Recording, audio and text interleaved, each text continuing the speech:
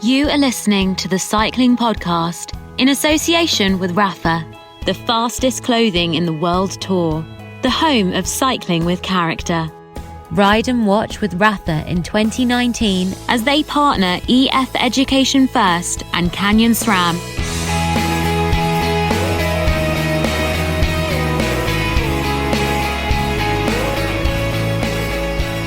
Joe did have a dream that I was on the podium of the Tour de France, which great dream. I sent him a text the next morning. I wish I had that dream, but yeah, only Joe. The rest of the dream was he was on the podium. He was third, and Lavenou came up in tears and took the microphone in Paris and said, "I just wanted to make America great again." A few years ago, we did a special episode for Friends of the Cycling Podcast about a small community of young American pro cyclists all living in Nice. They were Ian Boswell, Joe Dombrowski and Larry Warbasse. My name's Richard Moore. It's early December and I've come back to Nice to meet up with the three of them again, as well as a couple of younger Americans, Will Barta, who's just finished his first season with CCC, and Matteo Jorgenson, who is signed for Movistar for 2020. We'll hear from those two later in this episode. But before we speak to the older Americans, we've got a quick message for you about signing up as a friend of the podcast. For that, it's over to Lionel Burney in Not Watford. Thanks, Richard, and thank you to everyone who has signed up as a friend of the podcast over the past 5 years. Your support has played a huge part in keeping us on the road and enabling us to produce more than 150 free episodes a year. Without you, we couldn't bring you daily coverage of the 3 Grand Tours or our spin-off shows, the Cycling Podcast Féminin, Service Course and Explore. By signing up as a friend, you not only directly contribute to supporting the podcast, but you can also listen to at least 15 special episodes that we'll be releasing over the course of the year. For 2020, thanks to your support and in response to feedback from some of our friends, we've improved the way we deliver Friends of the Podcast episodes. You'll now be able to subscribe to our special episodes with just a few taps on your phone, adding the Friends feed to your favourite podcast app. We've also frozen the price for another year, so a year's subscription will cost just £15. You can't even get a cassoulet and a cappuccino for that. The only difference is that your subscription will, if you want it to, renew automatically at the end of the year, just like a subscription to Spotify or Netflix. That means there's no more faff re-adding or resubscribing to a new feed each year. Hopefully you'll find the system a lot easier to use. A subscription is £15, but you can give more if you want to, and we're very grateful to those of you who choose to. Check out thecyclingpodcast.com/subscribe to find out more. We'll be inviting our best friends to guest edit a special for the final episode of the year. This year's final episode, Creating a Culture, was guest edited by friend of the podcast William Martino. And if you do decide to give more, you'll also get a signed copy of our latest book, The Grand Tour Diaries.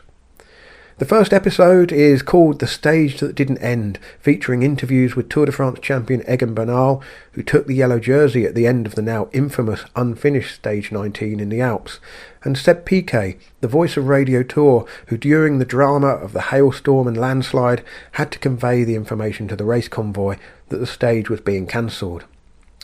We'll have another couple of episodes coming out in and around the Christmas period, so if you'd like to support the Cycling Podcast and listen to all our special episodes, go to thecyclingpodcast.com/subscribe on your laptop, phone or tablet.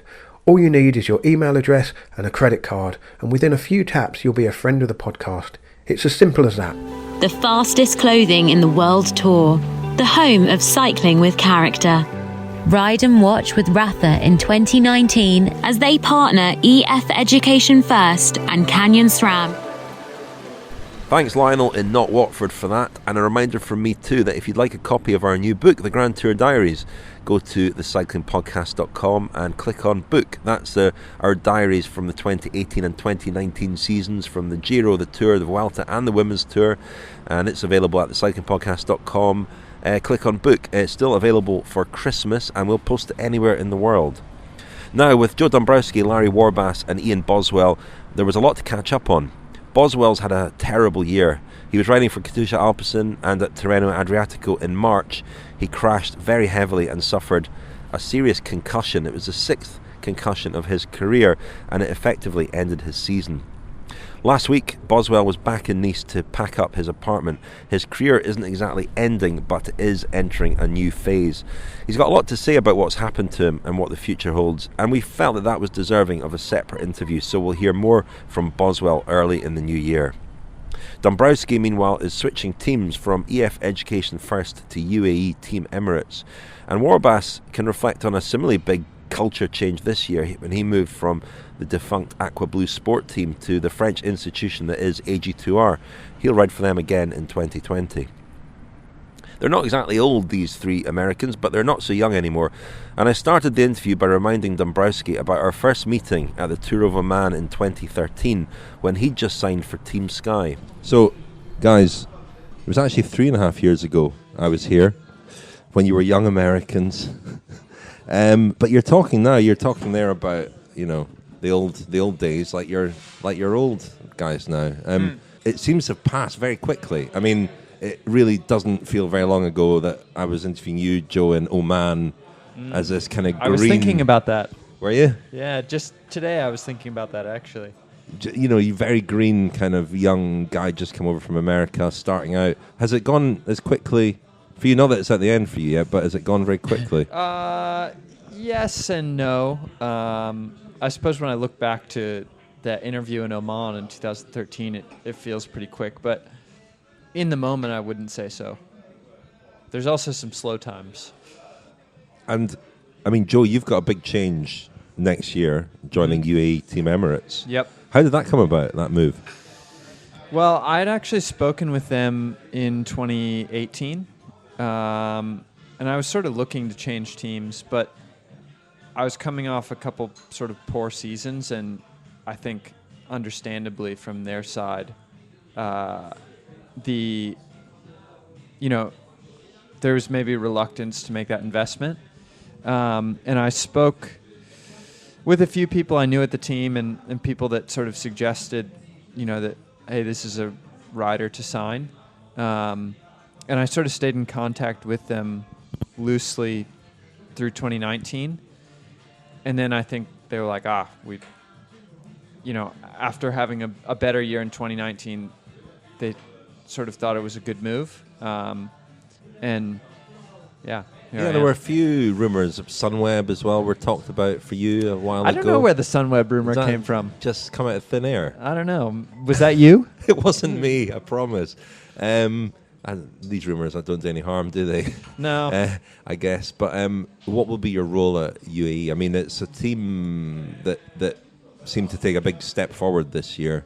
Yeah, I think it's a team that is really, from what I can see, there's a lot of investment in the infrastructure around the riders. I think they're becoming more like what you've seen with what Sky did. Allocating more resources and time to kind of rider support in view of performance. In terms of my specific role, I think I don't really know, to be honest. My assigned director was Alan Piper, and the coach I was assigned was Audrey van Diemen, and both of them asked me what I wanted to do, which I've not really ever heard from a team, to be honest. They sort of earmarked me for the Giro, and Audrey had mentioned that they wanted me to kind of pursue the best GC ride I can there. But I mean, beyond that, I don't know too much. I actually haven't been to a camp yet. I'm leaving on Monday, so I think I'll see a lot there. But my impression is the same as yours, that I think they're a team that's really moving in the right direction. So I'm happy to be a part of that. And Larry, a year into your time with a French team, that was a big sort of culture shock, I guess. How's it gone? How do you reflect on it? You've got another year next year. Yeah, definitely. So it was a huge adjustment. I think underestimated the adjustment it was going to be. So I thought it was going to be a bit easier than it was, but in the end, it worked out pretty well. So it just took me a long time to really settle in. I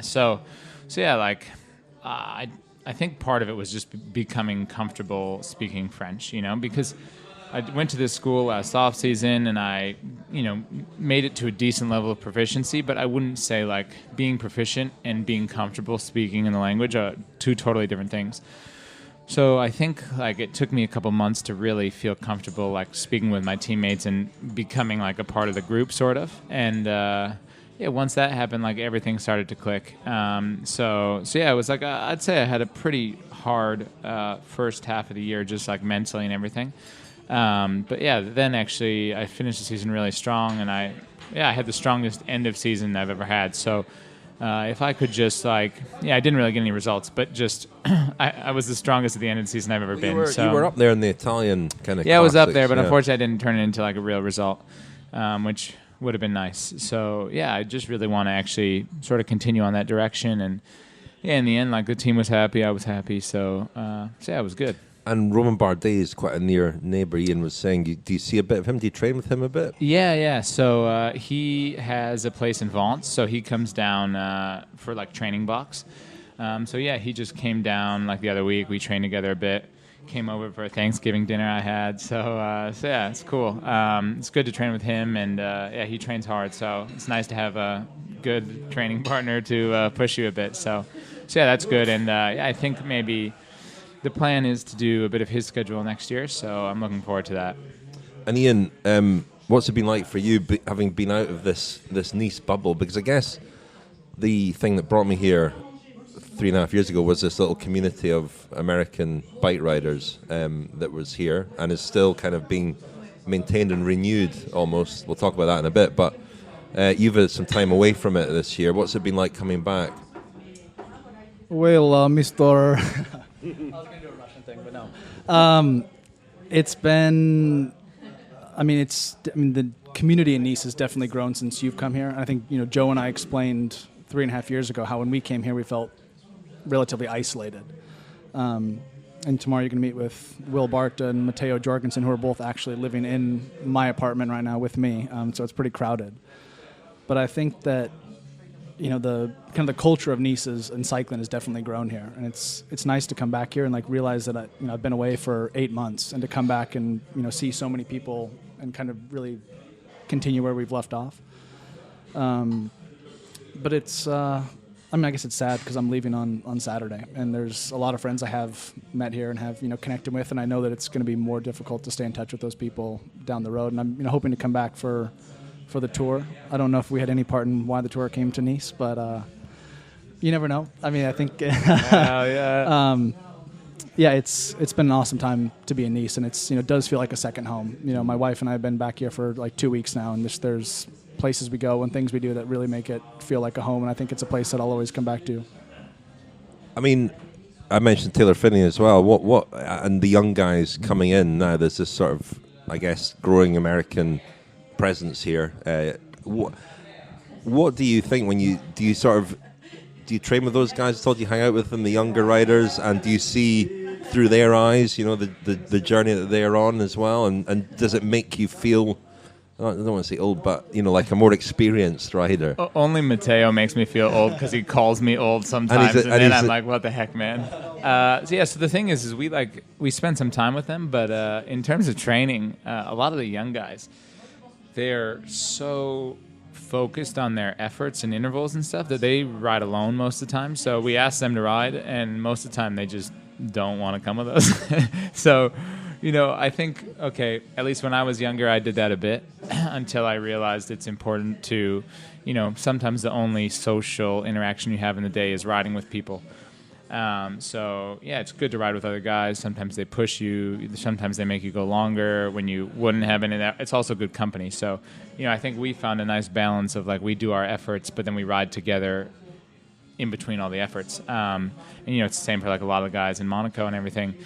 But yeah, these young guys are just doing their own thing. So I remember when I was here the last time, Adrian Costa was here, and I think he was the exact same. He was living with Will Barta, wasn't he, at the time? And at the time he was also a younger rider and very talented, but you were worried. I remember you saying you were worried about him because that was the sort of training he was doing. It was very serious, very focused. You don't want to make too much of a correlation between that and what happened to him, but clearly he did have a burnout and he had to take time away and had this terrible accident, of course. But that's a sort of cautionary tale, isn't it? Really. Yeah, for sure. I think that's like, you know, I don't know. I have no clue. It's hard to say now, but it's like I think I wouldn't be surprised if you see, you know, there's all these young guys who are absolutely smashing it and flying now, but like I don't know if like the lifestyle they live is super sustainable and like long term because like sometimes they're so focused that it's really hard to do that like 365 for so many years, you know? Well, I think sometimes when people talk about balance in life, that it's like, well, really, if you want to be successful at the pointy end of anything, especially on a world stage, balance is sort of, I don't really buy into that much. There are times that you need to be unbalanced and really focused. But I think, that being said, in the long run, if you're going to be able to kind of maintain that very high level for a very long time, I think that's where sometimes being able to switch off is pretty important. Knowing that then there's times where you really have to turn that back on. And I don't think that's just cycling. I think that's, you know, anything that's highly competitive requires that. So, Ian, we were talking earlier today, and you were saying that every pro rider should take a 6 month sabbatical from the sport, just come out of it for 6 months and come back in with a. Well, the problem is then coming back in. The problem is then Well, coming back back in. in. That is the problem, isn't it? Yeah, well, I mean, Larry, Joe, and so Will's lived with me for, I think, 2 years now. I mean, he moved in last year, I guess, when he was on Action, then came to CCC. I, observed a lot, and for a while we had the same coach, and he took the training very literal. Like, if it was 5 hours and it was a rainy day, like, he would just jump on the trainer for 5 hours, and I would call up our coach and like, hey, I'm going to change training because tomorrow's sunny. I'm not going to do 5 hours on the trainer.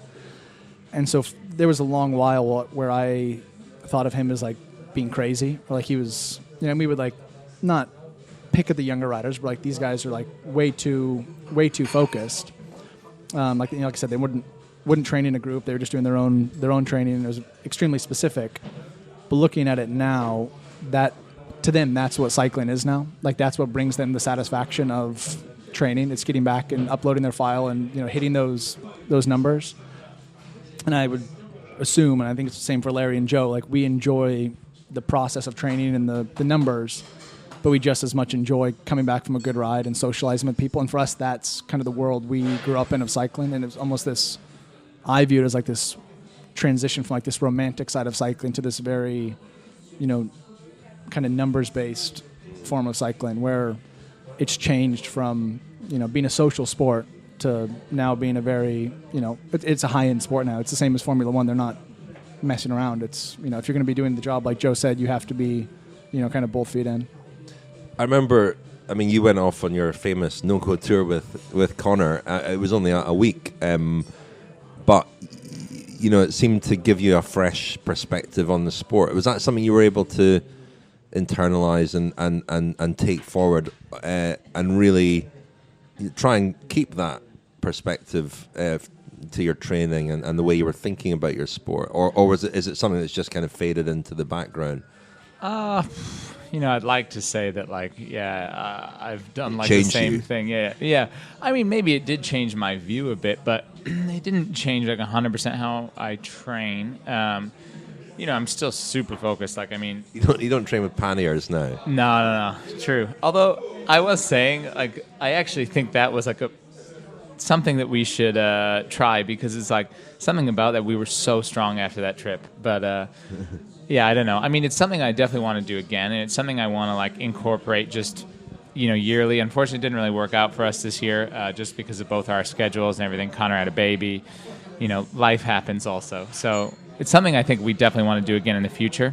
And I think to have that adventure, even Joe, he did. He didn't race much at the end of the year, so he did like a little adventure into the mountains with his now wife. And I think doing things like that keeps it fresh, keeps it exciting. But during general training is we are still super serious and super focused. It's I guess we were saying all these guys, they're doing all their effort. We do all our efforts too. We still hit the set button a million times. We just do it with other people. I remember you telling me about the heat map, the Strava heat map around Nice, and that when you looked at, I think with Joe maybe, you were looking at how you tend to We ride always the do the same same roads. stuff. Yeah. Yeah, that's one thing.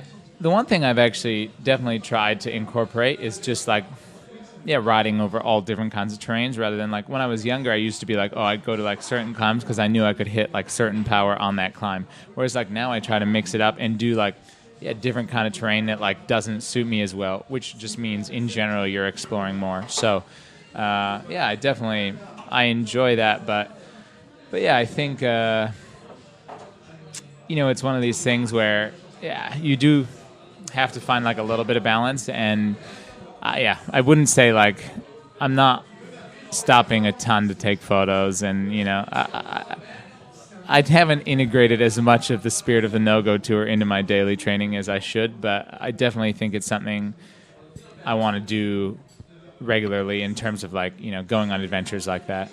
But as you say, Joe, I mean, the reward for that is not perhaps to be found in races. There, and especially now, the demands seem more extreme, and the sacrifices required seem more extreme. And I guess it boils down to who's actually prepared to make that commitment and to really be unbalanced, as you say, in pursuit of your goals. And I mean, maybe you can do that for a limited period of time there, but there are riders who clearly can do it all year round.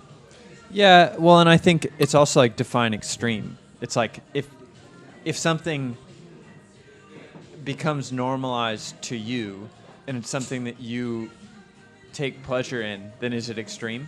Does a monk live an extreme lifestyle? Not if to you him. ask a monk, probably No. not. You know, and that's what I mean. It's like I think you find something you enjoy, and for a lot of cyclists, that very methodical preparation is what they enjoy. So I think for them, it's not extreme, you know, and they may be totally blind to the fact that every normal person around them sort of observes this, and they see it as extreme. But like I said, I think even in other sorts of very competitive environments, you know, maybe it's not cycling, maybe it's business, I think you witness that a lot. And people are just absorbed in, you know, what they're doing. An example I would draw is like, you know, Berkshire Hathaway, like Warren Buffett and Charlie Munger. I think Buffett's 89 and Munger is 95, and they both go to work every day. And what's Buffett worth? Like $100 billion? It's like, he certainly doesn't need to work. I think he lives a pretty simple lifestyle, but I imagine he just loves doing what he does. And I think for a lot of cyclists, they're in that position, which actually I think is... And you'll not be doing it in your 80s. What's that? You'll not be doing it in your 80s. Well, yeah, no, but you're doing it because you love it, you know, and I think it's a beautiful thing. I got in an argument with my dad once about who had a better job. He's an aerospace engineer. And I'm like, well, your job's not that good. And finally it came to the point where I was like, well, okay, we're both going to get paid our current salary for the rest of our lives. You don't have to show up to work tomorrow. Are you going to go to work? And I was like, because I'm going to go ride my bike tomorrow. And I'm probably going to ride long and ride hard because it's just what I feel like doing. And he was like, well, no, I'm going to stay home. And it's... You won the argument. Yeah. Do you, guys, is there a point in your career where you feel secure? I mean, it's not a secure sport, but do you reach a point where, because I guess when when I saw you 3.5 years ago here, you're still kind of, in a way, proving yourselves and you know, trying to fulfill your potential. Do you feel now more secure? Not necessarily because you've got long contracts or whatever, but just that you've found your place and that there's a security that comes with that. I feel like none of us have really like gotten to the place where we feel like we've actually reached our potential, you know, like consistently. Like maybe we've all seen glimpses of it, but I think until you're like consistently riding at your potential, you never feel like that sort of security, you know? And I mean, if you just even think, if you look at some other riders, you know, there have been other riders in the past who've won Grand Tours and a couple of years later, I mean, who knows why they won those Grand Tours and stuff. But I'm just saying, for example, these guys have reached the pinnacle of the sport, and in the end, they end up on tiny teams. You know, sometimes I think if you feel secure, you're on the way out. So you need to be writing every day, like, every day matters, and Yes. you're always writing for your next contract. I think so, yes. Because a rider's value to a team and what team's perception of that rider is, I think, can drop precipitously very quickly. But also increase at the same time. Also increase very quickly. But as to say, I don't think you can ever sort of rest on your laurels, so to speak. Well, I think it also depends on how you define security. Is that like financial security or longevity? For example, I was texting G on stage 18 when the tour was the stage that got shortened halfway, or, just before the final climb, and he responded to me, which was a big surprise. But like, is he secure in his career? Financially he's secure. He's got a 4-year deal with Ineos, but like he probably doesn't feel secure because he wants to win the tour again. And so how do you? Yeah, it's a good. Everybody is kind of shitting themselves. Yeah. They're all. They all feel. I mean, that's the thing that's driving everybody, isn't it? The feel that they need to prove yourself, and that's an ongoing. You never actually reach that point, I guess. I think there's very few cyclists in the pro peloton this day and age that sign a long contract and feel secure, like they're just going to kick their feet up for a couple of years and take it easy. I think there's like stories in the past of riders doing that, but I don't think that exists anymore. I mean, riders are racing today because they want to perform in every race and throughout the season, and season on season. They're not doing it just to find some sort of financial security or career security. How do you feel, Ian? I mean, having sort of made the decision to step out of this world, Before we say step out, I feel like it's more of like a transition than not a retirement. than leaving. not a retirement? I know it seems a very, especially for someone still so young, to use the word retirement. But is there a sense of relief that comes with that, or is there a weight off because of what we're just talking about, that the pressure is always there to prove yourself? There is almost a sense of security. I was out riding today and came across Phil Dignan, and we were both on an hour-and-a-half ride. And the perspective of, cool, we have an hour and a half free to go ride has completely changed. When you're training, there's days you want to train, there's days you don't want to train. But the perspective of now, like, I have an hour and a half free, I'm going to go ride for fun, has really changed. And to realize, like, how fortunate we are to have that time to ride a bike. And I think we all enjoy riding on a nice sunny day, but there's plenty of days you don't enjoy riding. But to realize how awesome it is, and especially, we've all been in Nice for almost, I guess, Joe and I for 7 years, Larry for 5. 6 years. But how amazing of a place it is to ride a bike. And you don't really, I don't think you can really fully appreciate it until you like take a step back. And like we went up Col d'Ez today, and it's like, this is unbelievable. Like looking over the Mediterranean, we're riding our bikes, and for the last 7 years, that's been my job. And for these guys, it's, still their job. And for Will and Matteo, like trying to, give them a little bit of perspective of like, this is a dream come true. Like you have to really enjoy this, and obviously work hard. Like, every once in a while, maybe do stop and take a picture because it's not going to last forever. What will you miss most about it? About living in Nice. About being a professional cyclist. I mean, you're still going to be a cyclist, but what will you miss most about being a professional rider on a world tour team? I think I'll miss most. I mean, there's very few days when like you actually have just like a magical day, and I think it's that those days, whether it's training or racing, when everything is just perfect and everything is, everything goes well, and you come back. And I think that's one thing I realized in taking a step back is that a lot of your happiness in cycling depends on how you feel. And I think I'll miss those extreme highs. I mean, you have, lows as well, but just those days when everything's perfect, when you have a good training ride or a good race. And yeah, that's something that I think we constantly, which keeps us all moving forward, is that desire to have that feeling. Does it change your relationship with your body as well? Because your body is the tool that you're using. And you had a beer at lunch. I did. just that kind of slight letting go. Is that something that you are conscious of and are trying to sort of enjoy a bit? I was speaking with Larry about this because, obviously we speak about nutrition because that's part of cycling, and, more so now than maybe it was in the past. And it's interesting to see how letting go a little bit has actually allowed my body to be more balanced, and how like, I think Larry and I, Joe less so, like we have had extreme off seasons where it's like you almost like you binge and then you're like, all right, now I got to get ready for the season. You have to get extremely focused again. Not almost. And taking a step back and just realizing that like a balanced and healthy life is something that I'll always crave. And having felt that extreme level of health, almost fitness beyond health, where your body's so efficient. It's a feeling that I think most people never experience. And so that the desire to feel healthy is, something I'll always desire. Do you think that you will miss, because this is what I think I'll miss, so I'm curious as to whether you think you'll miss this. Do you think that you'll miss chasing something, like the competitive like aspect, like really like progressing, like you won or you lost, that sort of? I think, yeah, and I explained to Richard, so I'm going to be participating in gravel events, so there still is competition. And Sure. I think, we all very much enjoy the process of getting fit.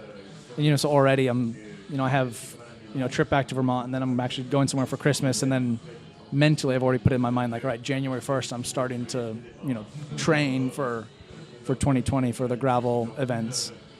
But no, I think I'll always try to set some sort of goal, whether it's, personal or, a group event. But I think that's something that all of us will probably always have aspirations to keep riding our bike at some sort of level, whether it's, even just setting a time up a local climb.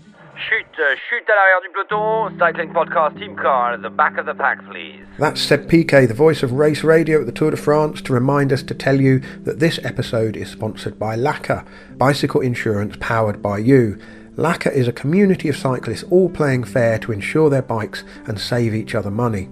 If you want to find out more, go to laca.co.uk, but don't take our word for it. Let's hear from one of LACA's customers, Chris O'Hearn.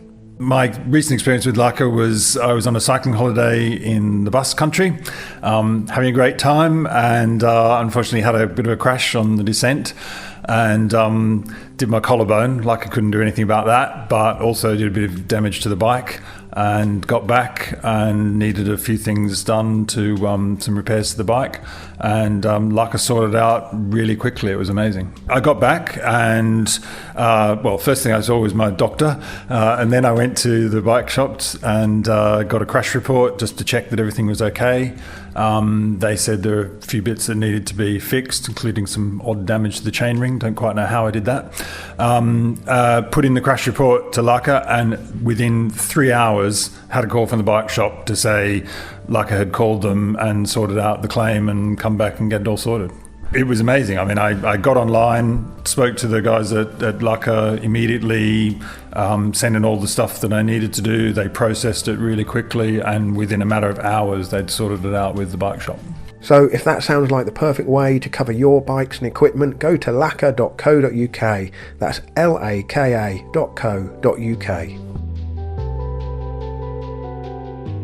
So what are you guys chasing next year? What are you chasing, Joe? The Giro again? I mean, you rode a very good Giro this year. Yeah, I think from what I've heard from the team, the Giro's the objective. I don't know too much beyond that. I mean, for me, I'm struggling to believe that you're going to be on a team with a guy that looks younger than you, Pogacar. Yeah, I know. It's ridiculous. Yeah, I think, to have a great Giro would be, good. I think improve on my Giro from last year. What would that look like, a good Giro? Winning stages is always great. If I can do a good GC too, that would be great. Top 10. Who knows? You weren't that far off top 10 this year, were you? Or no, I think I was 12th. 12th. So pretty close. Maybe you can. You think or I mean, I was 12th. But if you can do like a nice top 10, 6th, 7th, I don't know. That's a good ride. We used to have a phrase a la Zubeldia, for ghosting into the top 10. Yeah, but he didn't ghost. I was in the breakaway a few days. You were, but we could, a la Dombrowski could be the new, exactly. If you can ghost your way. No, you were quite visible at the Giro. Yeah. You and Hugh Carthy. I don't think you want to do it in a way of like never taking a day in the breakaway to finish 10th. No. I think you should Although you'd probably take that. You'd take that, but I think it's worth gambling a bit, because here's the thing: is like when you get to week 2 or 3 and you're in these stages with multiple long climbs, it's not really any more costly to be in the breakaway. Okay, maybe it's a little bit, but not much. And it's like what you have to gain, one, in the chance to win a stage, which I always think a stage win is bigger than a top 10 unless you're in the top 5. Is sort of what I think. And if you are chasing the GC and you're in that like 7th through 12th sort of zone, they don't really care if you move up 4 minutes. So it can also benefit you there. You know, like the guys that are willing to put an entire team on the front to ride are the guys that are going to win a Grand Tour, and that's like 3 guys. So, Actually, think of the Giro this year. I interviewed Larry on the. Why are you laughing? Was it a funny interview? I remember I interviewed on the morning of one stage, and basically I was asking you about. Oh, I remember this now because the you team. Couldn't get into the VIP. That's right. You had to let me in. Yeah. You had to pull a few strings, Yeah. but the point of the interview was that AG2 hadn't won a stage at the Giro for like 10 years or something, and then that day they did win a stage. That was the day that Nans it won? was the day. Yeah. maybe So they should just renounce the Giro like Direct Energy. That was almost inevitable that having done that interview, AG2 would win a stage. But what for you? I mean, what are you chasing next year? I think really like my goal is to really try to find a consistent level. If I can consistently be at the level I was at the end of last season for the whole season, I would be really happy. But yeah, I think it's looking like I'll probably do the Giro with Ramon, and should I do that, I'd like to really be the best helper I can be, and if to put that into, I guess, concrete words would be, if I can be there when there's like 20 guys left, if I can really be one of the last guys with him in the mountains and, on the hilly days and stuff like that. So if I can just really be an asset to him, that would be really big for me. And yeah, then just to really reach that level of like an excellent domestique for a good leader that would just be really cool for me. I think that would be a nice progression to see in my career. And then aside from that is I'd like to win a race next year. I don't really care what race it is. The Tour de France. Yeah. Joe did have a dream that I was on the podium of the Tour de France, which great dream. I hope it comes true, have it. I sent him a text the next morning. I wish I had that dream, but yeah, only Joe. The rest of the dream was he was on the podium. He was 3rd, and Lavenu came up in tears and took the microphone in Paris and said, "I just wanted to make America great again." So Joe's dreams are bigger than my goals, but I hope that happens one day. Probably not this year. Make America great again. You wear a hat and everything. Yeah, I mean, what? I mean, I asked you earlier about the team, but what has it? You've been on very sort of international teams before. How has it been being on a? You're quite unusual not being a Frenchman on that team. What's that felt like? Is it culturally very different? Yeah, it is. The thing is actually, I would say in general, like quite familial, because I had like an interview recently and they were asking me about this, and it's like, there isn't really a lot of turnover in the team, so most of the staff's been there forever, and a lot of riders have been there a really long time, so it is like a pretty tight-knit bunch. And one thing that everyone says is that like Vincent, he's super loyal, and I think you see that within the team, and I think it's pretty cool because relatively for the team's budget and everything, they perform quite well. Always decent, and they're never like at the bottom of the ranking or anything. They don't have a gigantic budget, so I think it's I don't know. It's a nice place to be. Just because there's really not like a ton of pressure or stress, but everyone's pretty serious and motivated and works hard. So yeah, and I think maybe part of that comes from Roman, because like he works his ass off and he's one of the hardest workers, and I think everyone sees that, and he kind of raises their level. So I just remembered you had a little debate on Twitter recently with Jonathan Waters about the whole. I tried to not engage in a debate. You diffused it quite well. You diffused it quite well. Well, I don't think it was diffused, but I there don't goes want to the contract with participate the in. F. No, but, possible. But your argument was about the advantage was of a sort of a home team in a way, of creating a culture which supports. Well, the argument you were making was for American riders.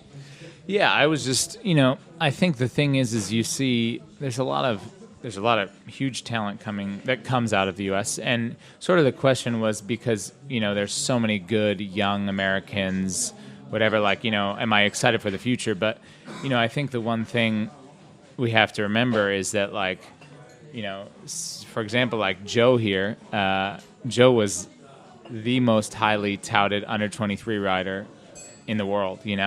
So And look how shitty he is now.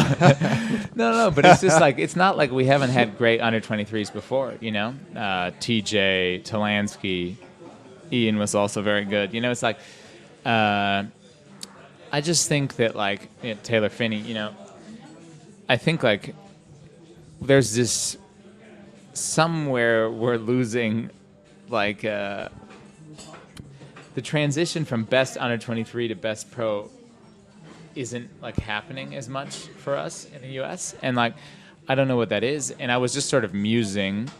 I'm not sure if it's the answer, but I was thinking like if we, for example, had the American equivalent of Sky, maybe we would see these kids turning out to be the best pros. Larry and I decided the other day that we're starting an American World Tour team. Yeah. So it might watch this space. This is the thing. It was like, well, I'm not saying anyone else has to do it. I'm saying maybe we're going to have to start it ourselves one day. And the one thing Jonathan said was just that, like, he builds his team based on merit. And I definitely wasn't saying it shouldn't be on merit, because, like, if you're taking the best under 23s in the world who happen to be American, they merit, they deserve to be on a World Tour team. So, yeah, it's just, I think the thing is like, when you go to these big teams, it's easy to get lost. And when you come over to Europe, it's like we all just kind of flew into the deep end and figured it out ourselves, But if you had someone really, like, giving you the structure, showing you the way, holding your hand, like, getting your visa, doing this, finding an apartment, all that, it's like it would make your life a whole lot easier, and it'd be a lot easier to perform. And then, things after that, I think, would progress well. I mean, yeah, who knows? Maybe it wouldn't work, but... but would you... is that a serious... Would you like to run a team? I would. Sometimes I think that would be a fun thing to do, and then sometimes I think, like, cycling is so... It's such a mess that... Like, from a just top-down how it's organized and all the different... I think the big problem with cycling is all the different interests. Like, the UCI, the riders, the teams, the organizers of the various races all have their own interests. And I just don't know that that's ever going to change. And I think if that doesn't change, it's going to be the same thing over and over. And it's like I said, I don't think that you can, if you feel comfortable and if you feel, what was the word we used before? Secure. I don't think you're going to... It's the same, I guess. Yeah. I think for a team manager, it's like that even more. And I'm sort of like, it might be cool, but it might be an even more stressed out version of being a rider with a lot more admin and a lot less riding your bike every day. Ian, the question that Joe asked you about, will you miss chasing something? I mean, turning that around, I mentioned to you earlier the Andy Murray documentary on Amazon, which is amazing, and it's a really great insight. But objectively, when you look at him and him, trying everything to still be able to compete, it's mad. It's crazy. It's insane. And I guess I don't know if, having sort of stepped out even briefly, there's a part of you that looks at their world and the world that you were in and thinks it is kind of crazy. The chasing is crazy in a way as well, as much as it can be simulating and fun. It's completely crazy. Is that something you've kind of thought? Well, I mean, I guess I have a unique perspective in the fact that I really admire it, and like, I mean, it's not that long ago I was racing. I'm still under contract with Katusha for another couple weeks. Still got a check to get? Or? Yeah, hopefully. I'm sending my bikes back tomorrow.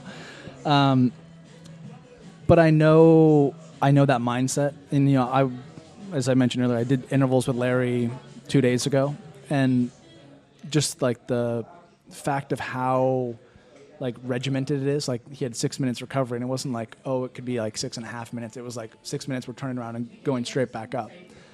And the other day I was coming down from our house on Cold Ez, and Kreuzwick was coming up doing an interval, and I knew exactly what he was doing. Like he was looking at his power meter. He just started an interval. It's 300 meters into the climb, and there was a garbage truck doing like a 3-point turn because it's a tight switchback. And I was like, in my car, I'm like, okay, like this truck is. You can see it's clearly about to back up. I'm like in my car, so I'm more patient than he is. And like literally, this truck almost backs into him, like pins him between him and a wall. And he threw his hand up. He was pissed at the garbage truck, because when you're in that space of I'm doing an interval, I'm training for the Tour de France, this is the most important thing in the world. And this garbage guy, like, what is he doing trying to do a 3-point turn? And that perspective has changed really quickly to see, because I've been there. I've been the exact same, like, I'm into my effort. I'm going to, go around all these cars, go through the red light, because I need to keep doing this 10-minute effort. And you don't have this perspective of, like, if I stop for, like, 30 seconds and keep going, is it really going to change, my training session?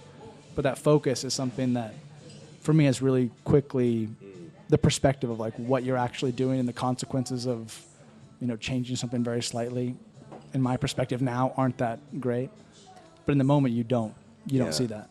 That's interesting. And Kreuzwick, I think, is a guy who's dialed, and really follows everything to the letter. But yeah, I can imagine the inconvenience of the garbage truck. Yeah, I would do the same thing as Kreuzwick, for sure.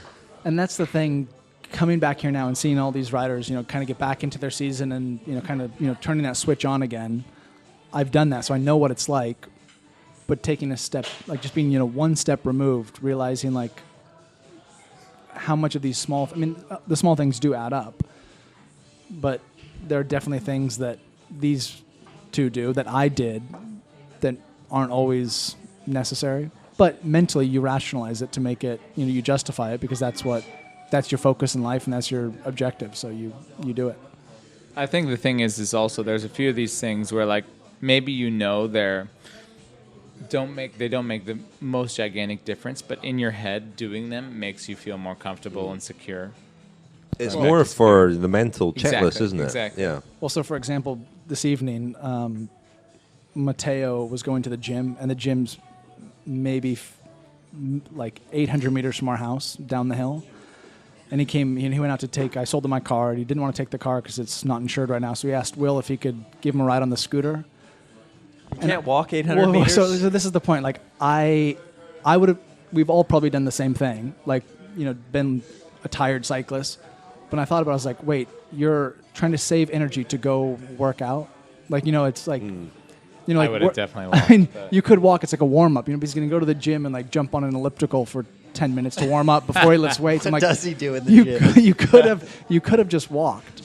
But, so in a sense, I'm like poking fun at him. But at the same time, I also understand the mindset of like, this conservation of energy. Sort of necessary, isn't it, as well, in a way, just to feel, again, like it's for that, to feel a bit of security that you're ticking all the boxes. And yeah, well, I think cyclists are also masters of of economy of effort in all sorts of things, and it comes across as being very lazy, sweatpant wearing slobs. Sometimes I say like the more worthless human being I am, the better cyclist I am, which is maybe a bad thing to say, but For example, I walked here tonight to dinner, and it took me maybe 20 minutes, and we've come to restaurants in this area for 7 years, and I've never walked.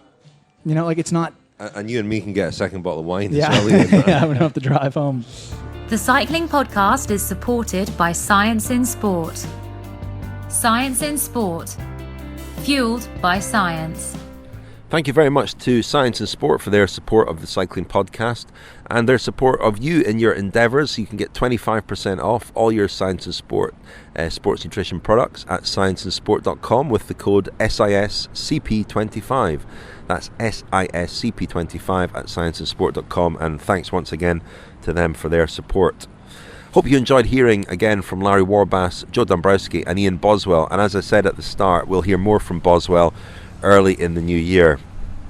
Now let's hear from the latest young Americans to make Nice their home. 23-year-old Will Barta, who rides for CCC, and 20-year-old Matteo Jorgenson, who will ride for Movistar next year. First season World Tour. Did I see you yesterday out riding with full CCC kit but a blue top? No, actually I had some fan, I guess, because I actually took yesterday off, so so not, maybe I should say it's me so I seem dedicated, but no, it was someone else. Yeah, You don't want to get in trouble for not wearing the full team kit. Yeah. But how has this season been? I saw you at the Vuelta. I mean, first of all, your first Grand Tour. How did you find that, and how do you feel? I mean, a lot of riders say that a Grand Tour sort of changes you, finishing the race. It's maybe too early to tell, but how did you feel getting through that race? Yeah, I think it's obviously a Grand Tour or something you kind of dream about when you're young, and to finish it was for me it felt like a big achievement and also a big relief to get through it. There was a lot of times, there wasn't so many times in the race I actually felt really on the limit. I think going forward I would like to maybe look at it more as take it day by day, but at that time I was so focused on just getting through it, to be honest. So I didn't race anymore after that in the year, so I can't really tell you if it's changed me. This year it seems like my fitness has come back a bit quicker when I've been training, so I'm hoping it's a good sign for the next year.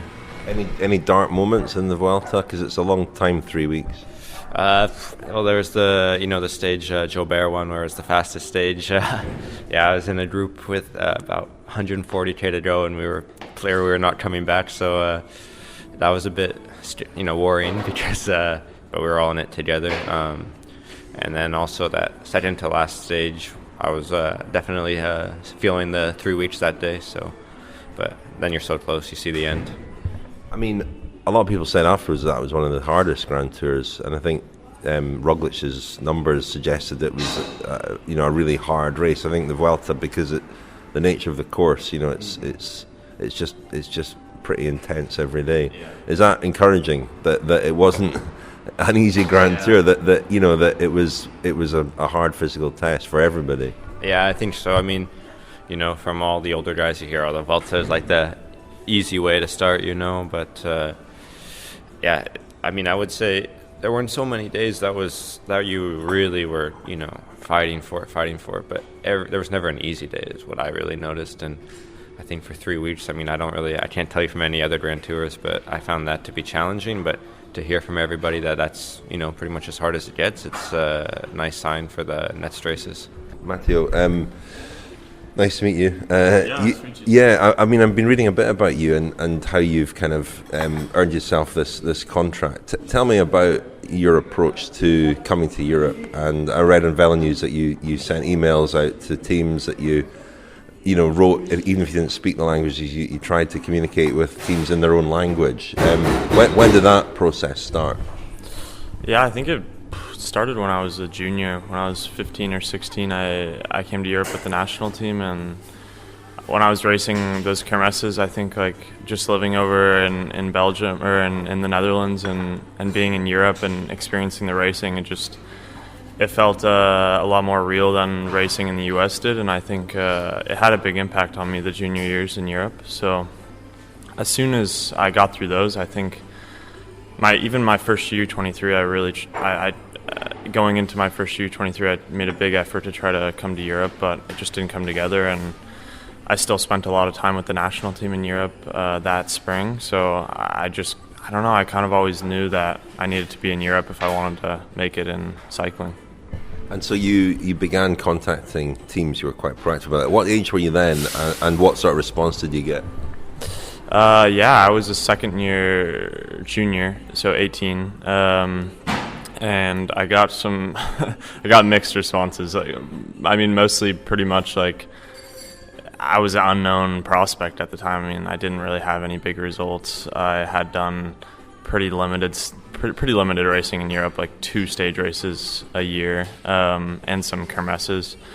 And so teams, it's a big kind of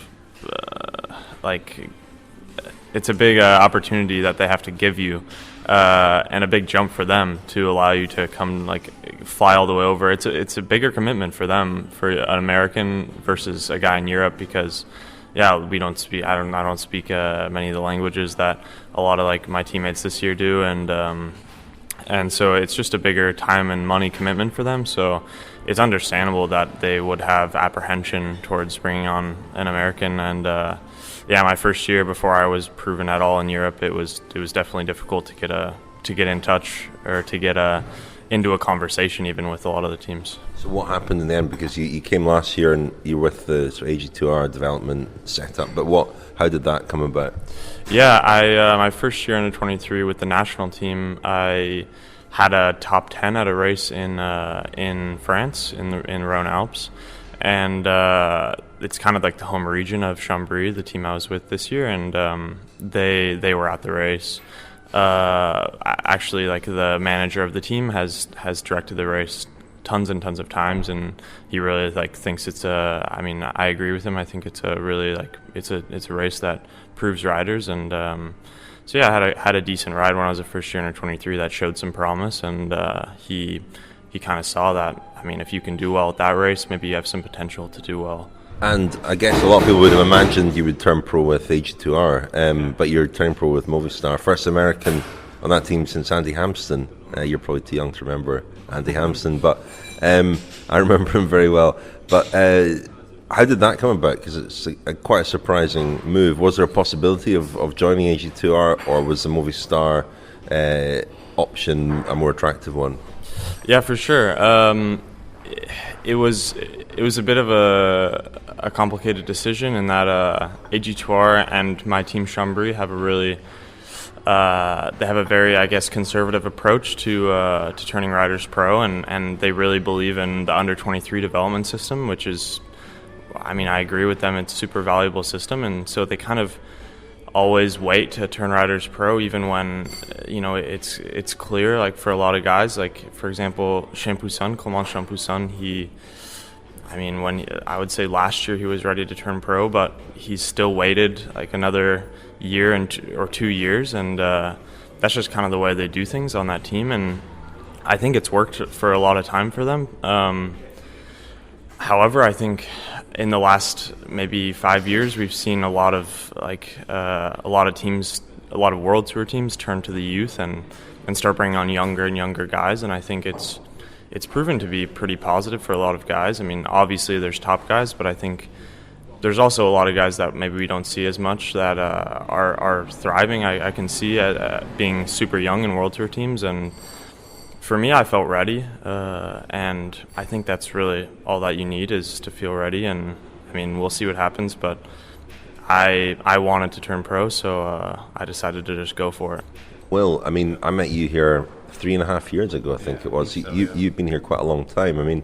I guess you took a different approach. You did come through a development, a good development program, and turned pro this year, finally, I guess. You're still very young, though. Yeah. Did it feel like you were serving a long apprenticeship before that? And how important was it for you being here in Nice with the guys I met you with the last time, Joe, Larry, Ian? Have you learned a lot from those guys? Yeah, I think, first going to the question with development, it was. I spent all 4 years under 23, and to be honest, I'm quite happy I did. On Action, you're quite well taken care of, to be honest, and so you really have the possibility.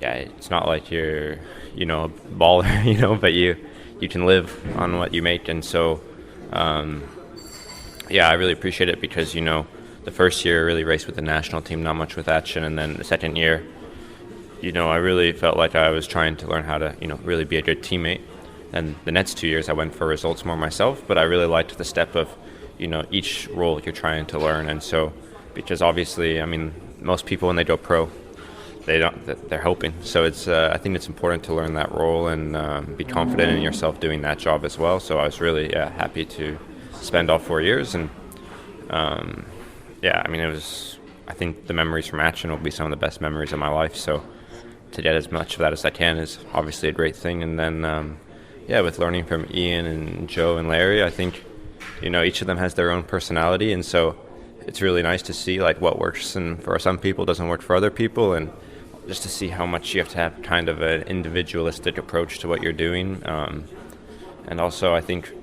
like one of the biggest things I've learned is, I think when I was under 23 especially, you're so focused on, every single detail, which is really, really good.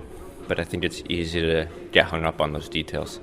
And when you have these guys who have been doing it for, 5-6 years, you see, they do their job incredibly well and they are really professional about what they're doing, but they also realize there's life and things happen. And all you can do is your best and have to be happy with that. So I really think that was a great thing to learn from them.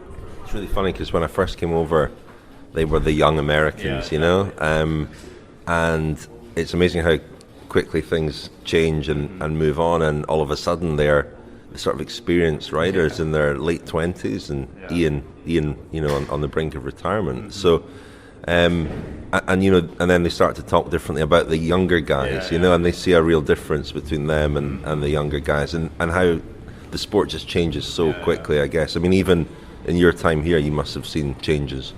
Yeah, I think so. I think Matteo and I are both of the generation where, even when you're juniors, you're training on power. And so for us, it's totally normal to, you go out, you do these intervals at this power. And I think, someone like Ian, and I really admire it too, it's just a different way of doing it. He likes, he's more someone that, goes on feel and and it's just been, it's interesting just to see the different methodologies. In a group as well. Yeah, exactly. Because now, everyone has their program that they're supposed to do. And to be honest, most of the days with mine that I'm given, it's really difficult to go with a group. So it's at the same time, when I was younger, a bit younger, I thought always, I'll have to do exactly, what I have to do. And I think it's really important to do that. But I also think, to stay fresh through the season, it is important to have the social aspect of riding and just enjoy it sometimes. So that's also been another thing I've learned from them. And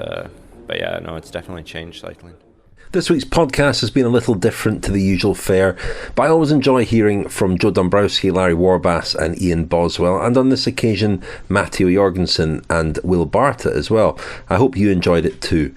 Over the winter there will be other weeks when we put out something a little bit different, so listen out for some unusual off-season episodes. Just before we go this week, a reminder that we've launched our Friends programme for 2020, and let's hear a clip from the first Friends special, The Stage That Didn't End, all about stage 19 at this year's Tour de France and the youngest winner of the Tour in over a century, Egan Bernal.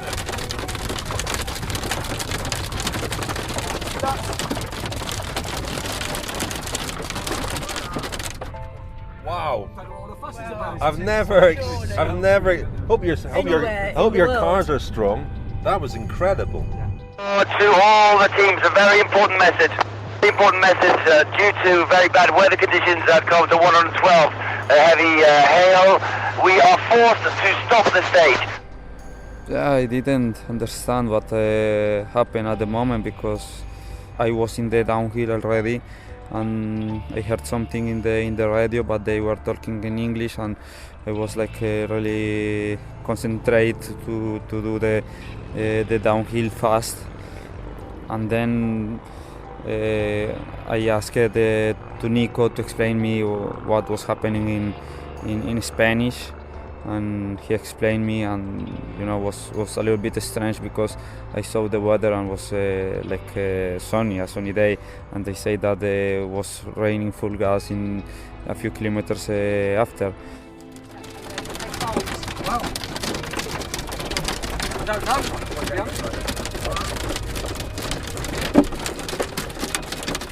I'll tell you what, I'm glad we didn't get this in the helicopter. I think they might not have let us take off in the first place. Whoa. And we're watching the race in the just over the hill there in perfect weather. You know, there's nothing. Little do they know what awaits them. Well, listening to the audio, it seems that we're in a bit of a panic, but we're not. Honestly, it was very relaxed. I mean, we took the decisions when we had to take the decisions, but because we had the information well before everyone else.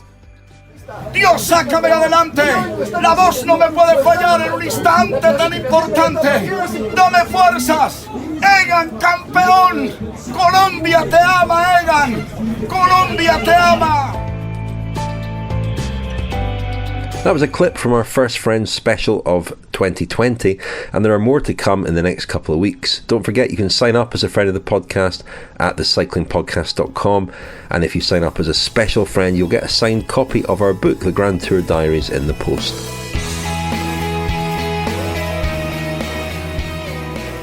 You've been listening to The Cycling Podcast. Subscribe to our newsletter at thecyclingpodcast.com to get all the latest news and special offers delivered straight to your inbox. This episode was edited and produced by Tom Wally.